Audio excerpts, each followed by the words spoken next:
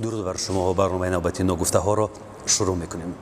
میدونید انسان وقتی که یگان اشیا یا چیزی برایش خیلی عزیز را گم میکند، از دست میدهد، ضمن یگان تصادف دلش خیلی برای همون چیز میسوزد. اگر چیزی که از دل بیرون باشه، چیزی که اونقدر دوستش نمیداری از دست بدهی یا گم بکنی، دلت اونقدر نمیسوزد، در حال فراموش میکنی. و امروز که ما در روی صحنه فیضعلی فاضلوف رو کم میبینیم، یعنی طوری به نظر میرسد که ما یک چیزی برای ما خیلی عزیز رو از دست دادیم، گم کردیم، دلمون میسوزد، دلمون واقعا میسوزد. و امروز فیضعلی جان رو به برنامه دعوت کردیم که راجع به این همه تنفس ها، راجع به این همه سکوت ها، راجع به این همه خاموشی ها، راجع به این همه حوادث حرف بزند، دل به دل، چشم به چشم با ما و شما حرف بزند. برنامه نوبتی نگفته ها با اشتراک فیضعلی فاضلوف، یکی از خوش صداترین هنرمندان کشور تاجیکستان. فیضعلی جان خوش آمدید. تشکر زیاد آرزو جان، برادر عزیز. تشکر زیاد به همه اهل گروه ایجادی که در اینجا وقت خدمت خدا دریغ نکردین، ما را دعوت کردین. زنده باشین، همیشه سربلند باشین.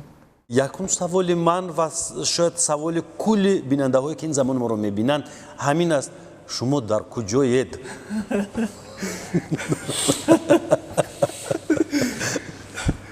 من همینجا هستم، اینجا میمونم.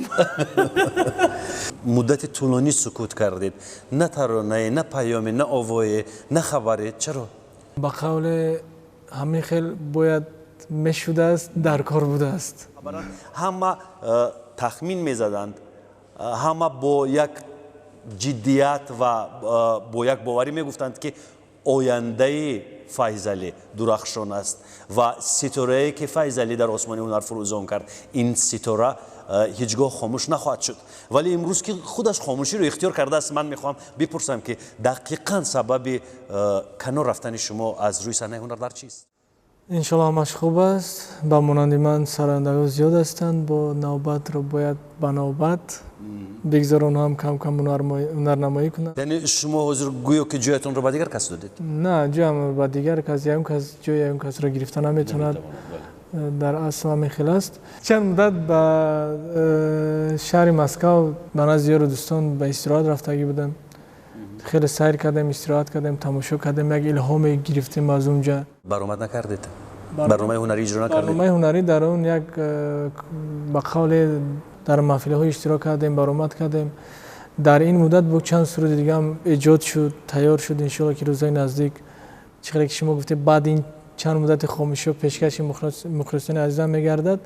یک گپ است، همین هر روز اصل بسیار هم که خوردن گرفتی، دیگر تو بجرا میبری، برای همون هر روزم در اونجا در نظر خلق هم بدن فکر میکنم که تا ریشه در آب است، امیدی ثمری است. ما امید داریم ان شاءالله که تا وقتی هستیم همیشه پای خدمت مردمی عزیزم باشیم. مهم که ریشه در آب باشه. ریشه در آب هست ان شاءالله. هست؟ بله. اما همون ریشه که در آب است هیچ ثمرش رو چند سال اخیر نمیبینیم. ثمرش ان شاءالله که از پای پخته رسیدن است. از پای پخته رسیدن است. هر بهار میوه ها میپزند، ولی چند بهار است، 3 بهار است که عبور میشود. ولی درخت‌های هستن که در 2-3 سال یک بار میبندن. این درخت های خیال، درخت های ذهنی انسان البته. و من میخواستم راجع به سراج الدین بپرسم که چه حال و هوا دارد سراج الدین عزیز ما؟ سراج الدین سکوت کرده است یا شما روزگاری سراج الدین رو تکرار کردن میخواهید؟ سراج الدین هم یک زمان سر و صداهای زیادی رو برانگیخت، شروع اسیان رو در میان جمعیت به بار آورد و بعداً سکوت کرد یک بار. شما روزگاری سراج الدین رو تکرار میکنید، این چیست؟ سراج الدین فاضلوف واقعا یک شخصی خداداد، یک شخصی که صنعت خداداد دارن، آواز خداداد دارن، بهترین انسان هستن. بعد از اونه که برادر من هستن، برادر من هستن. یعنی برادر خونی، برادر زاده، عمک. یعنی ما عمک نمیگیم، برادر میگیم. اون کس برادر پدر شما؟ برادر خردی پدر هستن. پدر من فرزند کلانی هستند، سراج الدین فاضلوف فرزند خردی. اما چون این است قانون سرای درشت، گاه از این سوار و گاه از این به پشت. این در حیات هر یک شخص هست. گاهی خیلی گاهی همین قانون سرای درشت مثال میارم از قانون سرای درشت که چنده قبل خبرهای کوتاه راجع به رحلت راجع به از دنیا رفتن مادر بزرگتون نشر شد و نوشتند که سیراج الدین این مصیبت رو خیلی سخت قبول کرد، یعنی سخت آزرده شد. حالا چه حالا هوا دارد؟ کمی به خود آمده است؟ البته که سخت قبول میشد، یک ضربه سخت میشود. حالا خوب است، حالش خوب است. انشالله که پی ایجاد استرودها است. در تماس هستیم، دیداربینی میکنیم تیز. فیض علی جان، راجع به زندگی اویله حرف بزنید. اکثریت مخلصان میخواهند درباره اویله شما معلومات پیدا کنند. شکرانه خداوند، زندگی من بهترین است. خود را خوشبخت حس میکنم. یکی از خوشبخت‌ترین های روی عالم. صاحب 4 فرزند هستم. یک دخترچه داشتم، کلانی دخترچه بود با اسم مهرنگار. دومین پسر محمد علی جان، سوم یعقوب جان بود. یک هفته پیشتر صاحب دخترچه شدم. اسمش را چی ماندید؟ بیبی مریم. بیبی مریم. از کودکان یگان کس مثلا شوق و رغبت و صنعت دارد یا نه؟ شوق و رغبت دارند. پسر خورده خیلی کوشش میکند که خیلی معلوم است که شوق دارد، اما من ضد همین چیز هستم که خیلی دنیای مشکل است. یعنی چی مشکل زیاد؟ مثلا قربانی را طلب میکند. چگونه؟ مثلا شما چی را قربان کردید؟ من خودم را قربان کردم. مثال خیلی زحمت‌های دشوار دارد. یعنی بیاید درباره دشواری گپ بزنیم. مثلا کدام دشواری؟ دشواری هستن که صنعتکارای ما، مثال صنعتکارایی که وقتی که یکدیگر با هم دیگر رفت آمد میکنن، بسیارترش 90% من در نظر دارم، آنها این گونه می نمایند که آنها دوستی جانی هستند. اما من خودم که در من دروغگویی را خیلی برای من پسند نیست. دروغگویی عادت من نیست. آدم دروغچی را من شوم میبینم، خودم بد میبینم، دوست نمیدارم. برای من پسند نیست آدم دروغچی. در گوش من با چشمم دیدگی هستم. چی دیدید؟ که غیبت میکنن. غیبت خلاص کاری مرد نیست. چی مثلا؟ این خلاص مثلا این کتگی میکنه، دستورت خوندن نمیتونه، این خلاص. اما این خیلی نیست. در یک زینه اخیر قرار داری، بعد اون زینه یک غاری است، یک غاری که تو باید بیافتی از اونجا، باید نوپدی چه بیمیری. یعنی هم کمک میخوایی، با من کمک کنید دست یاری درست کنید. شخصا یکون صنعتکار نیست که با تو دست یاری درست کند، با تو کمک کند. این فکر شخصی من است. من همین چیز دیدم. من نام نمیگم، نه که من همین چیزی که احساس میکنم همین در بین صنعتکارا است. من یعنی این همه بوس و کنار و غش و محبت، یعنی این خلاصه شما قطعی است؟ قطعی است. بله قطعی است. من میگردم دارم من محفل ها توی ها چیزی که هست، من همین چیزی گفته استم انیق هست. خود شما هم شاید میدونید. اما ما دوگه هستیم که همین مهر زیاده شود یکدیگر رو، نه برای پول، نه برای یکون خونه، برای ماشین، یکون برای یکون خواهر و اپا دوست بدارن، برای صنعت اصیل از برای خداوند دوست بدارند، دوست شوند، دوست جانی. یعنی همین چیزا شما رو از صنعت دلسرد میکنه؟ یگان وقت این چیز ما دلسرد نمیکند. ولی نمیخواید که پسرتون صنعتکار شه؟ برای همین خیلی مشکلی، یکی از مشکلی هاش همین است. خلاصه پسرهایتون رو در کدام کسب و کار دیدن میخواید شما؟ تا اونو کلان میشوند و شاید فکرشون عوض میشود. میخوام یگان پسرم طبیب شود، یگان دکتری، شاید دکتری دندان. دندانهایتون مشکل دارد؟ نه.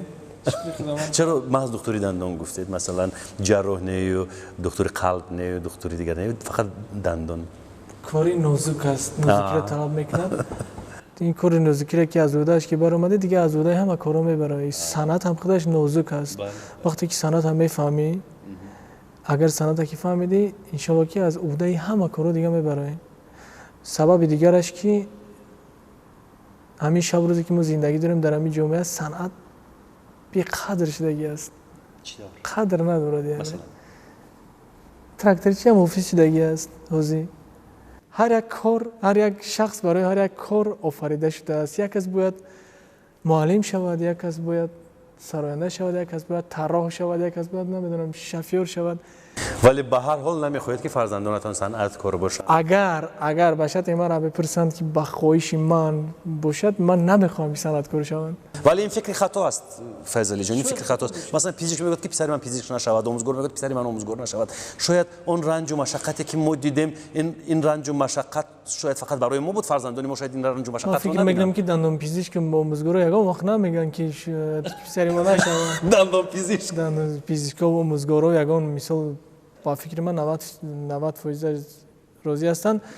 در باره صنعتکارا، در احاطه صنعتکارا سر و صداها چی در سامانه‌های اینترنتی، چی در زبان خلق زیاد است. آوازه و سر و صدا زیاد هستند. برای همین اگر سالها رو پس میگردانده مثل نواری سینمایی و پیش شما انتخاب میگذاشتند دندان پزشک بشوید یا صنعتکار، کدامش رو انتخاب میکرد؟ من با صنعتکار میشیدم. خودم عجب خودخواه هستید. برای چی؟ برای اونه که مشکلی را دیدم الکای چی مشکلی ها دارد، راه حلش چی گونه است، با کی باید دوست بود، با کی باید رفت آمد کرد. یک چیز فهمیدم که صنعت پاکی رو میپسندد. یعنی شما تجربه کردید که کدام وقت پاک بودید و کدام وقت ناپاک؟ شاید مثلا ناپاکی رو شما چگونه در خود تجربه کردید؟ مای نوشیدید یا سیگار کشیدید، بانگ زدید؟ یک نمودی ناپاکی هم مینوشی هم ناپاکی است. بله. یعنی تجربه کردید؟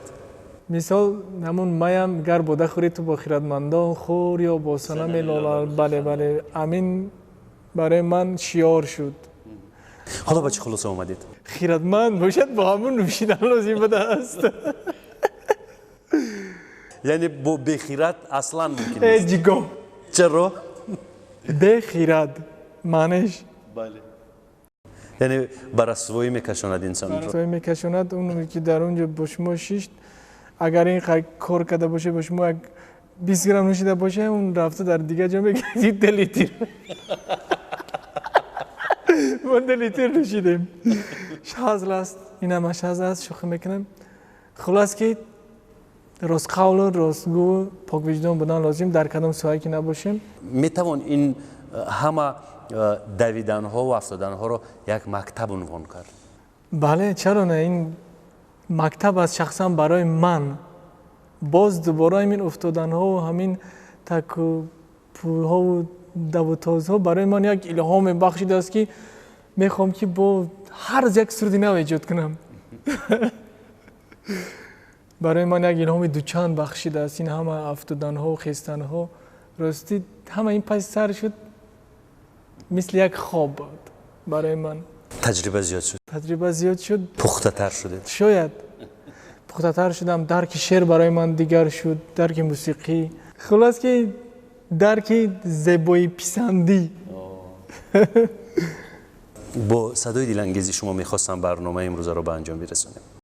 یک مصرع میخونم از همین سرودی که از اوان خوردی کوشش میکردم که امروز میرسه باشد که ما همین سرود آبی سرایم. شعرش از حضرت بدیل است. میگه که با تیردلی کس نشود محرم چشمش. با تیردلی در من نظر خودت میگه، در نظر خودت بدی.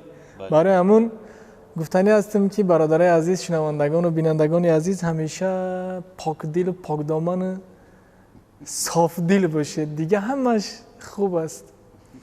با تیردلی کس نشود محرم چشمش. ای سرمه چرا حلقه بر این در زده ای باز. به دل ز فروغ گوهر نظم جهان تاب. دامن به چراغ و مه و اختر زده ای باز. دامن به چراغ و مه و اختر زده ای باز.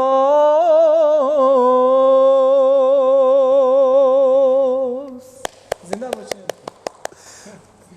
صدای فیض علی عزیز و نازنین ما میدونید هم خصوصیت های سنتی دارد هم خصوصیت های اکادمیکی. یعنی صدای هست که در هر ژانر صنعت این صدا رو میتوان استفاده کرد، چی در سرودهای مردمی، چی در سرودهای کلاسیکی، چی در سرودهای اکادمی. صدایش موافق است، مطابق است.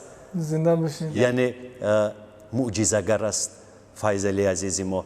در نهایت برنامه من تنها همین رو میگویم، صنعتکار اصلا برای خود زندگی نمیکند، فقط برای مردم. هنرش برای مردم است، صدایش برای مردم است، مهارتش برای مردم است، استعدادش برای مردم است. حتی شاعر نیست، حتی آوازخوان، همه ایجادکاران.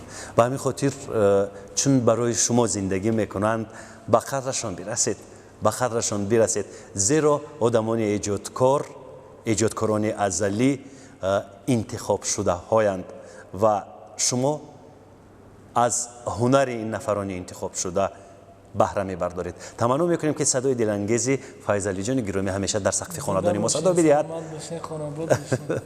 همینجا خیر و خوش میکنیم، خداحافظی میکنیم. برنامه نگفته ها به آخر میرسد. خیر تا برنامه های دیگر مسلط، موفق و مظفر و معتبر باشید. خیر. زنده باشید.